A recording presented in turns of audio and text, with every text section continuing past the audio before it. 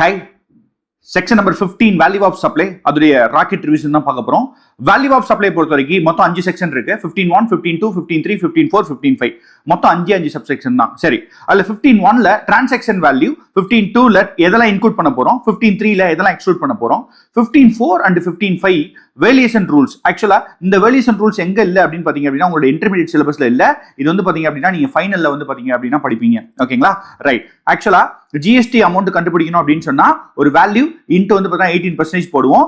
எந்த வேல்யூல 18% போடணும் அப்படின்றத நம்ம எதுல கத்துக்க போறோம் அப்படின்னா இந்த செக்ஷன் நம்பர் 15 வேல்யூ ஆஃப் சப்ளைல வந்து பாத்தீங்க அப்படின்னா கத்துக்க போறோம். சரி, 15(1) சாட்டிஸ்ஃபை ஆச்சுன்னா மட்டும்தான் இந்த 15(2) அண்ட் 15(3) அப்ளை ஆகும். சப்போஸ் 15(1) சாட்டிஸ்ஃபை ஆகல அப்படின்ற பட்சத்துல 15(4) அண்ட் 15(5) தான் வந்து அப்ளை ஆகும். உங்களுடைய சிலபஸ்ல அது கிடையாது. ரைட். சப்போஸ் 15(1)ல எது சாட்டிஸ்ஃபை ஆகணும் அப்படின்னு கேட்டீங்க அப்படின்னா price actually paid or payable தான் நம்ம டிரான்சாக்ஷன் வேல்யூவை எடுத்துப்போம். என்ன கண்டிஷன் சாட்டிஸ்ஃபை ஆகணும் அப்படின்னு கேட்டீங்கன்னா 2 கண்டிஷன் சாட்டிஸ்ஃபை ஆகணும். ஒரு கண்டிஷன் வந்து supplier and recipient should be unrelated person இருக்கணும் and price must be a sole consideration இருக்கணும். இந்த 2 கண்டிஷனும் குமுலேட்டிவா சாட்டிஸ்ஃபை ஆச்சுனா மட்டும்தான் செக்ஷன் நம்பர் 15(1) அப்ளை ஆகும். அப்பதான் 15(2), 15(3) நீங்க அப்ளை பண்ணணும். அதர்வைஸ் வந்து பாத்தீங்கன்னா 15(4) and 15(5) தான் applicable. That is not in your syllabus. Right. Unrelated பர்சனா ரிலேட்டட் பர்சனா இருக்க கூடாது. அப்ப ரிலேட்டட் பர்சனா யாரு அப்படின்றது அந்த டெஃபினிஷன். இது ஒரு தடவை நல்லா பார்த்து வச்சுக்கோங்க. Right. Next sole consideration. Sole consideration என்ன சார் அப்படின்னு கேட்டீங்கன்னா மானிட்டரி டேர்ம்ல மெஷர் பண்ண முடிஞ்சிச்சு அப்படின்னு சொன்னா அதுக்கு பேர் தான் வந்து சோல் கன்சிடரேஷன். இன்னொன்னு என்ன சொல்லுவேன் அப்படின்னா அந்த குட்ஸுடைய ஆக்சுவல் ஒர்த், அந்த குட்ஸுடைய இப்ப இருக்கக்கூடிய கரண்ட் ஆக்சுவல் ஒர்த், அதான் சோல் கன்சிடரேஷன் சொல்லுவோம். அது மானிட்டரி டேர்ம்ல வந்து பாத்தீங்க அப்படின்னா மென்ஷன் பண்ணிருக்கணும். பார்ட்டர் சிஸ்டமோ எக்ஸ்சேஞ்ச் சிஸ்டமோ இந்த மாதிரிலாம் இருந்துச்சு அப்படின்னு சொன்னா செக்ஷன் நம்பர் 15(1) சாட்டிஸ்ஃபை ஆகல, செக்ஷன் நம்பர் 15(1) சாட்டிஸ்ஃபை ஆகல அப்படின்னா கோ வித் 15(4) அண்ட் 15(5). அது வந்து உங்களுடைய சிலபஸ்ல கிடையாது. ரைட். 15(2) வந்து நான் என்ன சொன்னேன் அப்படின்னா இன்கோடபிள் ஐட்டம். இன்கோடபிள் ஐட்டம்ல மொத்தம் 5 ஐட்டம் இருக்குது. 15(2)A, 15(2)B, 15(2)C, 15(2D, 15(2E). 15(2A) என்ன சார் அப்படின்னா any tax other than GST and compensation cess and TCS.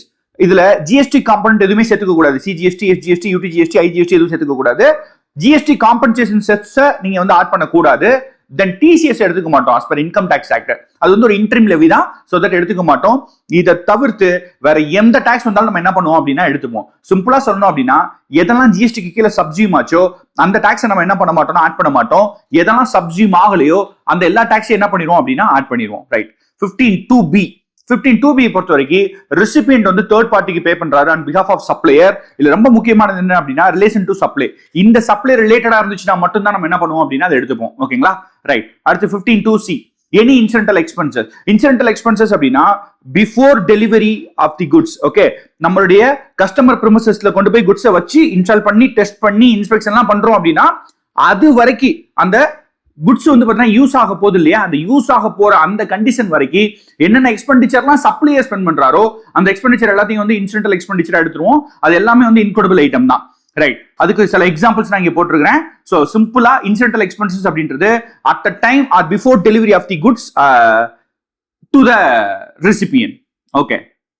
And இதுல சப்போஸ் வந்து பாத்தீங்க அப்படின்னா ex factory price. Ex factory price என்ன சொல்லுவோம் அப்படின்னா நம்ம வந்து பாத்தீங்கன்னா குட்ஸை வாங்கிட்டு நம்ம டிரான்ஸ்போர்ட் பண்றோம்னா அதை எடுத்துக்க மாட்டோம். ஏன் அப்படின்னா சப்போஸ் சப்ளையரே நமக்காக டிரான்ஸ்போர்ட் பண்றாரு, இன்சூரன்ஸ் பண்றாரு அப்படின்னா காம்போசிட் சப்ளைல அதையும் எடுத்துப்போம். அதர்வைஸ் நம்ம எடுத்துக்க மாட்டோம். ரைட். 15(2)D பொறுத்த வரைக்கும் interest late fee penalty for delay payment. இது போட்டா மட்டும் தான் எடுத்துக்கணும். சப்போஸ் வெய்வர் வேண்டான்னு சொல்லிட்டாங்கன்னா எடுத்துக்க மாட்டோம். இன்னொன்று ரொம்ப முக்கியமானது என்னது அப்படின்னா இது ரிசிப்ட் பேசிஸ்ல வந்து நம்ம எடுத்துப்போம். என்ன பேசிஸ்ல எடுத்துப்போம்? Receipt basis. டைம் ஆஃப் சப்ளைலையும் இதை பத்தி நம்ம பேசியிருந்திருப்போம். அதே மாதிரி இந்த மாதிரி அமௌண்ட்டுக்கு வந்து பாத்தீங்க அப்படின்னா ஜென்ரலா கொஸ்டின் பேப்பர்ல வந்து பாத்தீங்க அப்படின்னா ஜிஎஸ்டி இன்க்ளூட் அப்படின்னு கொடுத்தாலும் சரி கொடுக்கலைனாலும் சரி. சப்போஸ் எக்ஸ்க்ளூசிவ் கொடுத்துட்டாங்கன்னா நம்ம ஜஸ்ட் எவ்வளவு அமௌண்ட் வாங்குறோமோ அதுக்கு நம்ம ஜிஎஸ்டி அமௌண்ட் போட்டுடலாம். இன்க்ளூசிவ் அப்படின்னு கொடுக்க மாட்டாங்க. அப்படி கொடுக்கலன்னா நீங்க என்ன அசியூம் பண்ணிக்கணும் அப்படின்னா இன்க்ளூசிவ் ஆஃப் ஜிஎஸ்டி கொடுத்துருக்க அமௌண்ட் டிவைட் பை 118, அதாவது 18% ஜிஎஸ்டி இருந்துச்சு அப்படின்னா இன்டூ 100 எவ்வளவு அப்படின்னு கண்டுபிடிச்சு அதை தான் நீங்க வேல்யூ ஆஃப் சப்ளை எடுக்கணுமே தவிர்த்து மொத்த அமௌண்ட் எடுத்துக்கூடாது. ரொம்ப ரொம்ப important. 15(2)E subsidies linked with price. Subsidy கொடுக்குறாங்க. அந்த சப்சிடி வந்து பாத்தீங்கன்னா அந்த பிரைஸோட லிங்க் ஆயிருந்துச்சுன்னா மட்டும் தான் அதை எடுத்து போனோம். இந்த கவர்மெண்ட் சப்சிடியா இருந்துச்சு அப்படின்னா central government or state government சப்சிடியா இருந்துச்சு அப்படின்னா அது இன்கோடபிள் ஐட்டம் கிடையாது. தேர்ட் பார்ட்டி இருந்து நம்ம சப்சிடி வாங்கியிருந்தோம் அப்படின்னா அது இன்கோடபிள் ஐட்டம் தான். ரைட். அடுத்து 15(3)ல ரெண்டே செக்ஷன் தான். 15(3)A and 15(3)B. 15(3)A pre discount, 15(3)B post discount. Pre discount அப்படின்றது before or at time of supply any discount issued, அந்த டிஸ்கவுண்ட் வந்து பாத்தீங்கன்னா இன்வாய்ஸ்ல ரெக்கார்ட் பண்ணாங்கன்னா அதுதான் வந்து பாத்தீங்கன்னா pre discount. Pre discount always வந்து என்ன பண்ணிடுவோம் அப்படின்னா மைனஸ் பண்ணிடுவோம், ரைட். அதுவே போஸ்ட் டிஸ்கவுண்ட் இருந்துச்சு அப்படின்னா ரெண்டு கண்டிஷன் இருக்குது. கண்டிஷன் நம்பர் 1 என்ன சார் அப்படின்னு கேட்டீங்கன்னா, அந்த கண்டிஷனை நீங்க மென்ஷன் பண்ணிருக்கணும், இன்வாய்ஸ்ல எஸ்டாப்ளிஷ் பண்ணிருக்கணும், நான் அந்த மாதிரி டிஸ்கவுண்ட் கொடுக்க போறேன் அப்படின்னு சொல்லிட்டு. ரெண்டாவது ப்ரொபோஷனேட் ஐடிசி, எவ்வளவு டிஸ்கவுண்ட் கொடுக்குறீங்களோ அதுக்கு ப்ரொபோஷனேட் ஐடிசி நீங்க பண்ணியிருக்கணும், ரிவர்சல் பண்ணியிருக்கணும். அப்படி பண்ணி நீங்க செஞ்சிருந்தோம் அப்படின்னு சொன்னா இந்த போஸ்ட் டிஸ்கவுண்ட் எடுத்துக்க முடியும். ஓகேங்களா? சோ ஓவரால் வந்து 15(1), 15(2), 15(3). 15(1) டிரான்சாக்ஷன் வேல்யூ ரெண்டே கண்டிஷன், ஒன்னு அன்ரிலேட்டட் பர்சன், இன்னொன்னு வந்து பாத்தீங்கன்னா சோல் கன்சிடரேஷன். 15(2)ல வந்து பாத்தீங்க அப்படின்னா 5 ஐட்டம் இருக்குது. 15(2A), 2B, 2C, 2D, 2E. அதுல 15A வந்து any tax other than GST component, compensation cess, TCS. 15(2B)ல தேர்ட் பார்ட்டிக்கு பே பண்றது. 15(2C)ல இன்சிடென்டல் எக்ஸ்பென்சஸ். 15(2D)ல interest, late fee, penalty for delay payment. 15(2E)ல சப்சிடி, அதுல கவர்மெண்ட் சப்சிடி எடுத்துக்க மாட்டோம். ஓகே. எக்ஸ்க்ளூஷன்ஸ் 15(3A)ல ப்ரீ டிஸ்கவுண்ட், 15(3B)ல போஸ்ட் டிஸ்கவுண்ட். போஸ்ட் டிஸ்கவுண்ட்க்கு ரெண்டு கண்டிஷன், ஒன்னு பில் எஸ்டாப்ளிஷ் பண்ணிருக்கணும் கண்டிஷனை, ரெண்டு ப்ரொபோஷனேட் ஐடிசி எடுத்துக்கணும். இதுதான் overall about value of supply. Thank you.